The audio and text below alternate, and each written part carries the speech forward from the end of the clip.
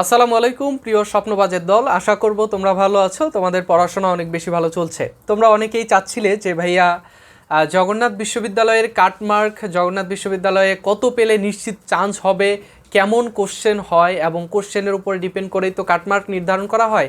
তো এখন কোন কোন ইউনিটে কতভাবে, কোন ইউনিটে কত মার্ক পেলে আমরা একটা নিশ্চিত চান্স পাওয়ার সম্ভাবনা থাকবে, তো সেই বিষয়গুলো নিয়েই তোমাদের সাথে কথা বলি।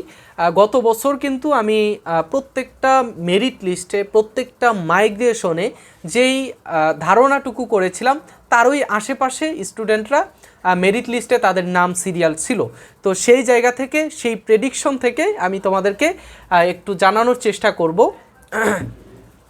যে আমাদের সর্বপ্রথম আজকের এই ভিডিওতে আমি জানিয়ে দিচ্ছি এই ইউনিটের কাটমার্ক কেমন হতে পারে। আসলে দেখো, তোমাদের মধ্যে একটা ভুল ধারণা আছে। ভুল ধারণাটা হচ্ছে যে কাটমার্ক নির্ধারণ করা হয় আসলে একটা প্রশ্ন কেমন হবে, প্রশ্নের উপর নির্ভর করা হয়। প্রশ্ন যদি একটু হার্ড হয় তাহলে কাটমার্ক কমে আসবে, কোশ্চেন যদি সহজ হয় তাহলে কাটমার্ক বাড়বে। কেননা কোশ্চেন সহজ হলে সবাই তখন ভালোভাবে অ্যান্সার দিতে পারবে, আর যখন ভালোভাবে অ্যান্সার দিবে তখন কাটমার্ক অটো উপরের দিকে বেড়ে যাবে। আচ্ছা, তো সেই জায়গা থেকে আমি যদি এই ইউনিটের কথা চিন্তা করি, এই ইউনিটে জগন্নাথ বিশ্ববিদ্যালয়ে জিপিএ সহ আমি বলবো, জিপিএ বাদ দিয়ে যদি বলা হয় তো জিপিএ বাদ দিয়ে তো আর তারা মেরিট লিস্ট নির্ধারণ করবে না। সো জিপিএ সহ আমাকে বলতে হবে যে কোন স্টুডেন্ট কতটুকু পেলে চান্স পাবে, ঠিক আছে।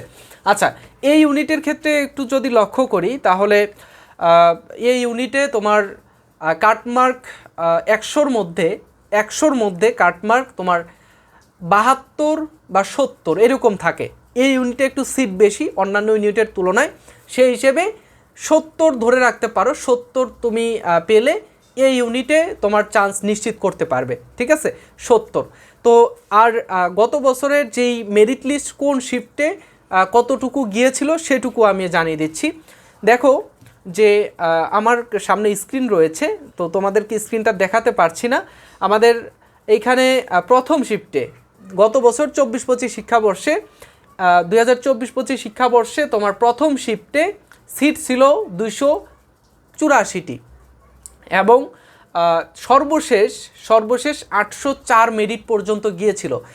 384 সিটের বিপরীতে 804 জন শিক্ষার্থী ওয়েটিং লিস্ট থেকে মানে সাবজেক্ট পাওয়ার মতো যোগ্য ছিল, কিন্তু ভর্তি হয়েছে 284 জন, ঠিক আছে। আচ্ছা, দ্বিতীয় শিফটে দেখো এখানে আসন ছিল 287টি আসন ছিল এবং এইখানে গিয়েছে 798 পর্যন্ত। সর্বশেষ 798তম শিক্ষার্থী থেকে একেবারে শুরু পর্যন্ত, অর্থাৎ 798 জন এই 287টি সিটের মধ্যে ভর্তি হওয়ার সুযোগ পেয়েছিল। তার মধ্যে ভর্তি হয়েছে 287 জন, বাকিরা অন্য কোথাও চান্স পেয়েছে অথবা সেকেন্ড টাইম ভর্তি প্রস্তুতি নিচ্ছে। আচ্ছা, তৃতীয় শিফটে একটু দেখো, তৃতীয় শিফটে হচ্ছে 36 পর্যন্ত গিয়েছে।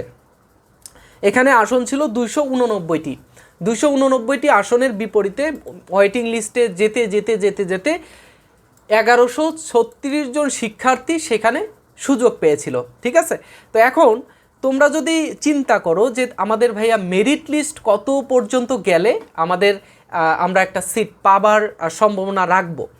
আচ্ছা, এখন তুমি যোগ করো। প্রথম শিফটে 804, দ্বিতীয় শিফটে আমি একটু হিসাব করি, আমার কাছে ছোট্ট একটা ফোন রয়েছে, আমি একটু হিসাব করি। দেখো, সর্বপ্রথম 804 প্রথম শিফটে এবং দ্বিতীয় শিফটে হচ্ছে 798, আর তৃতীয় শিফটে হচ্ছে 1136, মোট 2738 জন। অর্থাৎ দেখো, জগন্নাথ বিশ্ববিদ্যালয়ে এখানে আসন ছিল, এখানে দেখো এখানে আসন ছিল হচ্ছে 285 তিনটা শিফটে যেহেতু।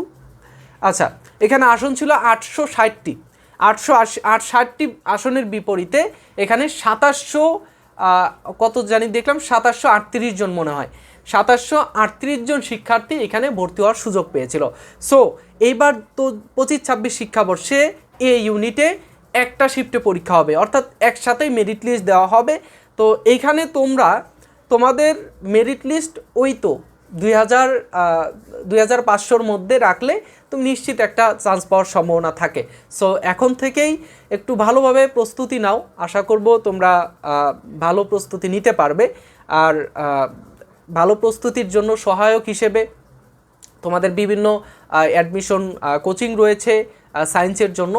আর তোমরা সায়েন্স থেকে যারা সিডি ইউনিটে ভর্তি পরীক্ষা দেবে আইকিউয়ের জন্য তোমরা এই বইটা সংগ্রহ করে রাখতে পারো। এই বইটা সংগ্রহের জন্য আমাদের ইনবক্সে মেসেজ করলেই, ফারুক ইংলিশ একাডেমি ফেসবুক পেজে মেসেজ করলেই তোমরা সেখান থেকে বইটা সংগ্রহ করতে পারবে। ঠিক আছে, তো আজকে এই পর্যন্তই। এই ইউনিটের বিশ্লেষণ, কাটমার্ক প্লাস গত বছরে কত পর্যন্ত গিয়েছিল সেইটুকু জানানোর চেষ্টা করেছি। আর তোমাদের কাছে যদি ভিডিওটা একটু হলেও উপকারে আসে, আশা করব যে সাথেই থাকবে ইনশাল্লাহ। পরবর্তীতে অন্যান্য ইউনিটের, তোমরা যারা অন্যান্য ইউনিটে বিভাগ পরিবর্তন করে পরীক্ষা দেবে তোমাদেরটাও জানিয়ে দেওয়া হবে। ঠিক আছে, তো নেক্সটে দেখা হচ্ছে, সে পর্যন্ত ভালো থাকবে। জগন্নাথ বিশ্ববিদ্যালয়ের ভর্তি প্রস্তুতি যদি তুমি নিয়ে থাকো অবশ্যই চ্যানেলটাতে সাবস্ক্রাইব করে রাখবে, ফেসবুক পেজটিতে ফলো করে রাখবে, কারণ সাবস্ক্রাইব এবং ফলো করার মাধ্যমেই পরবর্তী আপডেটগুলো তোমরা পেতে পারো।